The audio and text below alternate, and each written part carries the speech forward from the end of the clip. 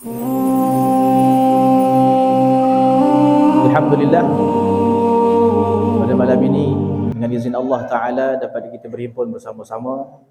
Tidak lain dan tidak bukan, tujuan kita hanya nak semarakkan lagi rasa cinta kita yang ada di dalam hati kita, untuk kita menambahkan lagi, semarakkan lagi cinta kita kepada Rasulullah sallallahu alaihi wasallam. Kerana al-Imam,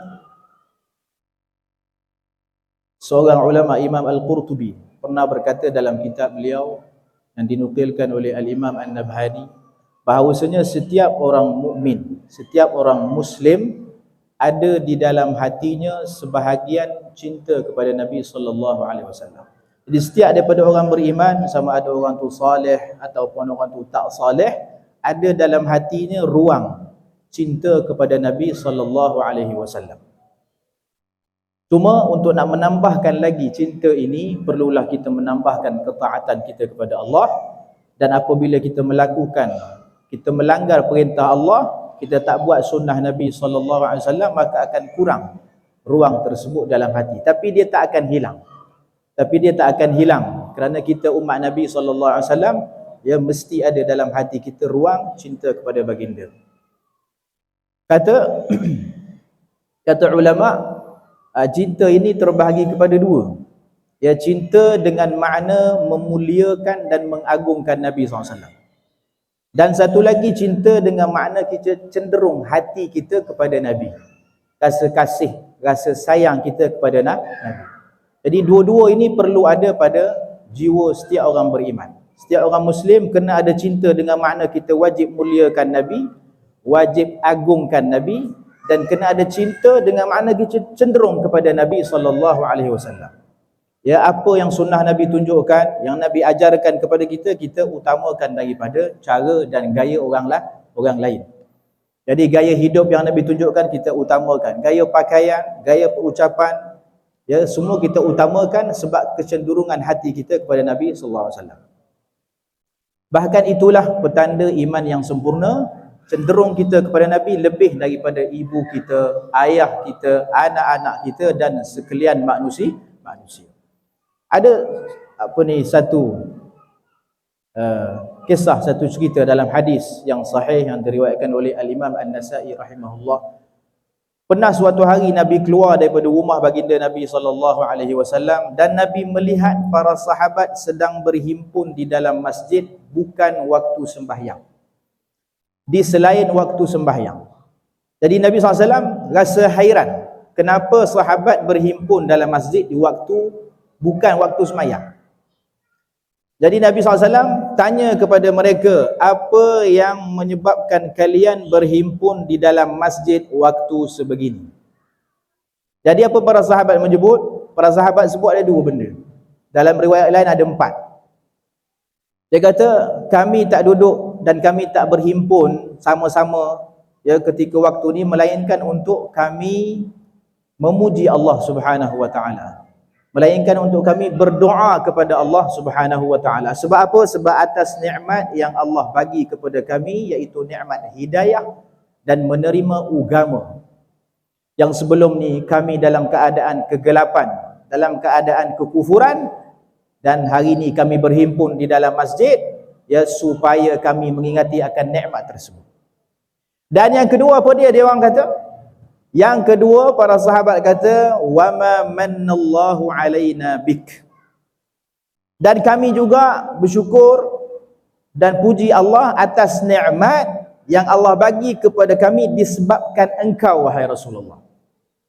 Disebabkan engkau. Jadi kami sebut apa nikmat-nikmat Islam dan iman yang datang disebabkan keberkatan Nabi SAW. Dia orang berbincang di masjid ketika itu, berhimpun dan bercakap, yang tu bercakap ni bercakap ya dalam hal yang menyentuh kebesaran Allah, dalam hal yang melibatkan kemuliaan Nabi SAW.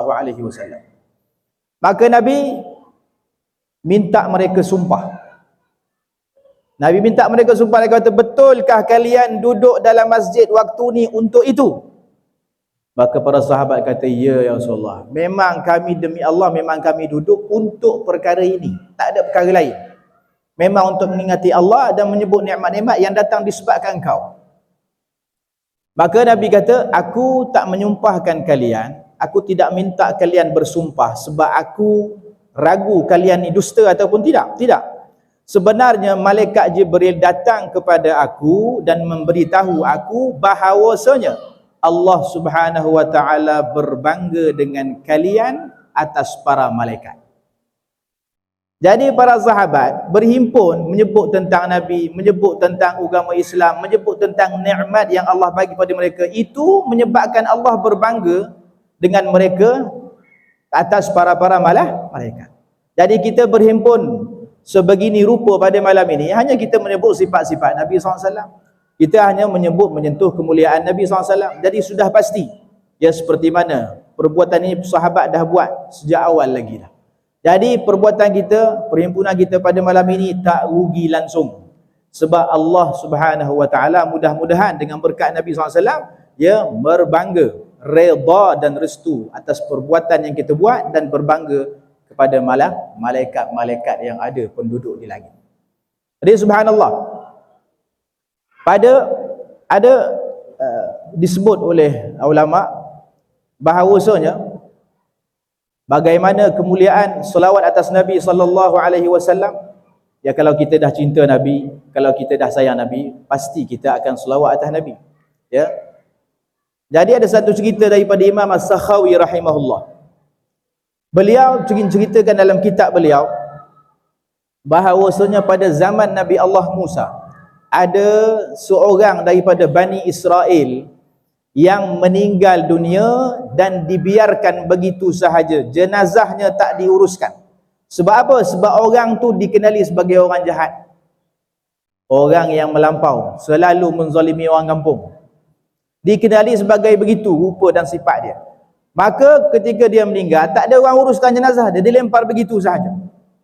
Allah mewahyukan ke atas Nabi Musa supaya pergi kepada jenazah Bani Israel tu yang mati tu dan uruskan jenazah dia, sembahyang dan kafankan mengikut cara yang terdahulu dalam syariat terdahulu.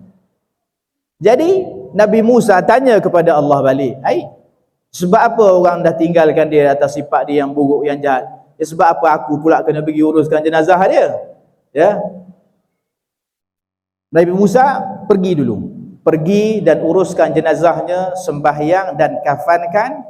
Dan Allah jawab, pada suatu hari ketika dia hidup, dia pernah membuka kitab Taurat, pernah buka kitab Taurat, dan dia terlihat nama Nabi di dalam kitab Taurat yang Allah dah beri berita terlebih dahulu lagi. Maka dia berselawat atas nama Nabi sallallahu alaihi wasallam. Disebabkan itu aku ampunkan dosa dia. Aku ampunkan dosa dia. Jadi sebab itu aku suruh kau uruskan jenazah dia, sembahyang dan kafankan. Itu baru fadilat selawat atas Nabi sallallahu alaihi wasallam. Belum lagi fadilat kita membantu agama Nabi sallallahu alaihi wasallam. Belum lagi fadilat kita menghidupkan sunnah Nabi sallallahu alaihi wasallam. Di dalam hadis yang lain, ya, ada 3 golongan yang Allah akan lindungkan mereka di bawah naungan arasy. 3 golongan. Thalathun, ya, yudhilluhumullah dhillal arsh, dengan naungan arasy di hari kiamat kelak, yauma la dhilla illa dhilluh. Ketika mana hari itu tak ada naungan melainkan naungan arasy. Oh, manusia tengah panas terik, ya, matahari lebih kurang sejengkal atas kepala. Jadi semua tengah panas, dalam keadaan berpeluh, tak selesa. Tiba-tiba ada 3 golongan yang mana mereka ini di bawah naungan arasy, dan tambah lagi golongan-golongan yang lain. Sebut apa 3 golongan ni? Yang pertama sekali, man farraja an makrubin bin ummati, ialah orang yang menyelesaikan masalah orang lain. Orang yang menyelesaikan orang lain dalam keadaan yang susah. Orang lain dalam keadaan kesusahan, dia datang, dia selesaikan. Dia senangkan urusan orang yang susah. Orang macam ni daripada umat Nabi SAW, di hari akhirat kelak, dia akan duduk di bawah naungan arasy. Kan kita tengok banyak umat Nabi SAW, ya, banyak kita tengok orang bantu orang, ya, orang bantu orang dari segi wang, ataupun bagi kenderaan, ataupun bagi kata-kata semangat, ataupun bagi apa yang dia mampu bagi. Jadi orang yang macam ni yang ada dalam umat Nabi di hari akhirat kelak, kalau dia berterusan atas jalan yang lurus, dia akan duduk di bawah naungan arasy. Itu yang pertama. Yang kedua adalah man ahya sunnati, orang yang menghidupkan sunnatku, orang yang menghidupkan sunnahku, menghidupkan sunnah ataupun jalan cara yang Nabi dah ajar, yang kita dapat daripada ulama melalui hadis-hadis Nabi SAW. Sunnah tak perlu kita syarah, banyak sunnah kita tahu dah. Kalau kita hidupkan sunnah di akhir zaman ni susah, sehingga Nabi bagi satu gelaran kepada orang yang menghidupkan sunnah. Nabi bagi gelaran ghuraba. Nabi bagi gelaran ghuraba, orang yang ganjil. Yang hidupkan sunnah ni sangat sedikit kalau nak dibandingkan dengan orang yang matikan sunnah, yang menolak sunnah. Jadi yang menghidupkan sunnah ni tuba lil ghuraba, bahagialah bagi orang yang ganjil. Orang ganjil siapa dia?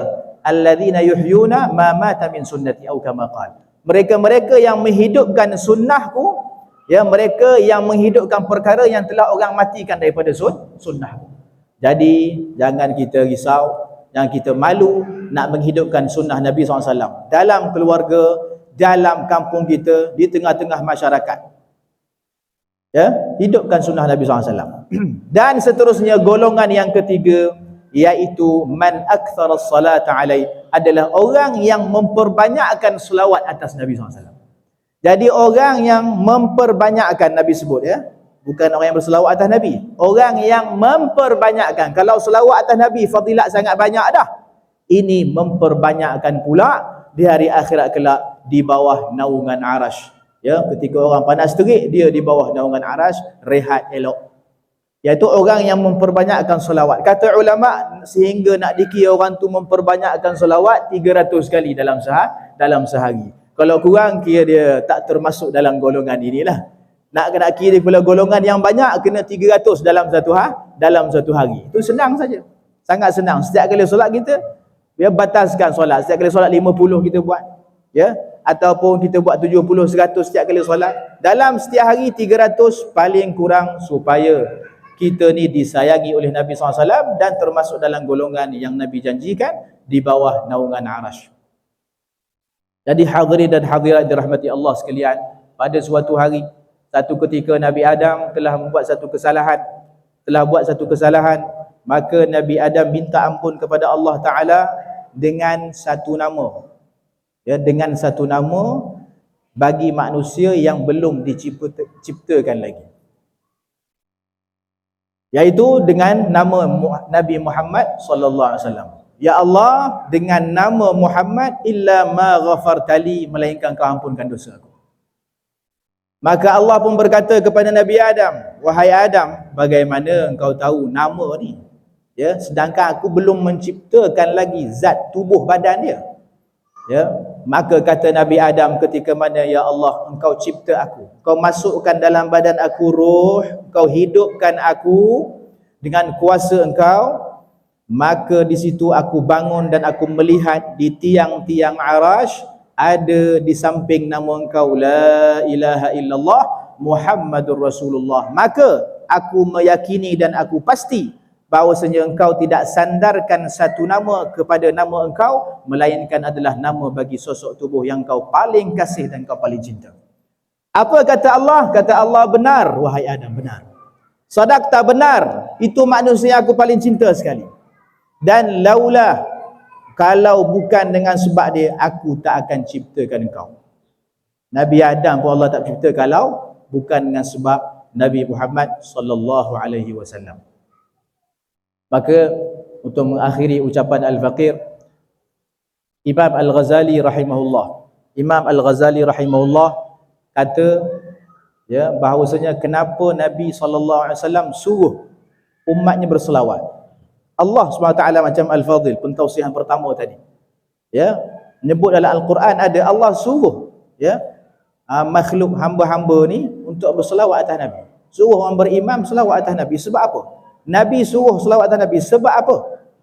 Sebab apa Nabi suruh selawat? Untuk diri sendiri. Kata Al-Imam Al-Ghazali rahimahullah, kerana selawat itu adalah sebentuk doa. Sebentuk doa. Dan kita semua tahu doa ni adalah benda ya yang paling berkesan dalam nak menarik rahmat dan keberkatan daripada Allah Ta'ala. Sebab apa? Sebab doa ni mukhul ibadah, otak segala ibadah, penghulu segala ibadah. Sebab doa ni zahirlah kefakiran kita di depan Allah, ya, zahirlah kita menunjukkan kita ni sangat-sangat miskin, pengemis di depan Allah Ta'ala. Jadi doa ni ada rahsianya sangat kuat dalam menarik ya rahmat dan redha daripada Allah Ta'ala. Jadi Nabi suruh kita berselawat, sebab selawat ni adalah satu bentuk doa. Dan yang kedua, sebab Imam Ghazali sebut, sebab Nabi suka. Sebab Nabi suka umat dia berselawat. Sebab Nabi suka umat dia berselawat, tu Nabi suruh dalam sebuah hadis, inni mubahin bikumul umam, aku berbangga dengan kalian ni wahai umatku atas umat-umat yang lain di hari akhirat kelak. Ya, Nabi berbangga sebab umat dia datang dengan banyak amalan, dengan mengikut ajaran Nabi SAW. Siapa tak bangga kalau Tok Guru bangga tak dengan anak murid yang berjaya semasa dia hidup? Ya, ada cikgu ajar anak murid, ustaz ajar anak murid, Tok Guru ajar anak murid. Tiba-tiba anak murid ni berjaya ketika ustaz dia hidup, ketika dia guru dia masih hidup. Apa perasaan guru dia ketika melihat? Suka. Sangat-sangat orang kata apa? Rasa tak boleh nak diungkapkan. Ya. Seronok tengok anak murid dia jadi engineer. Seronok tengok anak murid dia jadi pendakwah. Seronok tengok anak murid jadi nurse, doktor. Seronok tengok anak murid berjawatan tinggi. Begitu jugalah Nabi SAW kata Imam Ghazali, seronok melihat umat-umatnya datang di hari kiamat kelak penuh dengan selawat, penuh dengan amal ibadat. Dan yang ketiga, Nabi suruh kita berselawat, ya, sebab umat Nabi SAW ni antara umat yang conquer syurga. Syurga ni kata ulama dalam hadis yang sahih ada 3 baris manusia.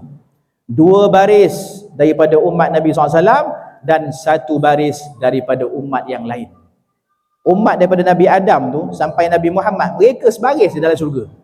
Yang kita ni umat akhir zaman 2 baris dalam syurga. Mana lagi banyak? Di umat Nabi SAW banyak. Nabi kata, aku melihat ada Nabi yang mengikutnya seorang, ya. Ada Nabi yang ikut dia 3 orang. Ada Nabi yang ikut dia ramai, lebih 10 orang. Ada Nabi tak ada pengikut. Tapi ketika mana Nabi melihat pengikut Nabi SAW adalah orang yang paling ramai sehingga menutupi langit dan menutupi bukit bukau apabila Nabi didedahkan. Dan yang terakhir sekali Imam Ghazali kata, sebab apa Nabi suruh kita berselawat? Sebab Nabi tawadhu. Nabi merasakan rendah diri. Sebab orang semua pakat tahu Nabi ni manusia paling mulia. Tak ada yang standing dengan Nabi, tak ada. Selepas Allah, Nabi terus. Jadi sehingga Nabi menzahirkan rasa tawaduk, Nabi suruh kita berselawat. Sebab apa? Nak bagi tahu, nak sampaikan mesej kepada kita, aku ni walaupun mulia, aku ni walaupun dikasihi oleh Allah, aku ni walaupun berpangkat tinggi, tapi aku tetap hamba. Tapi aku tetap hamba perlu kepada ya orang lain berdoa. Perlu kepada selawat orang lain. Nak menggambarkan itu ketawaduan Nabi SAW. Tapi ulama kata apabila kita berselawat, jangan kita pula menyangka kita pula buat baik kat Nabi.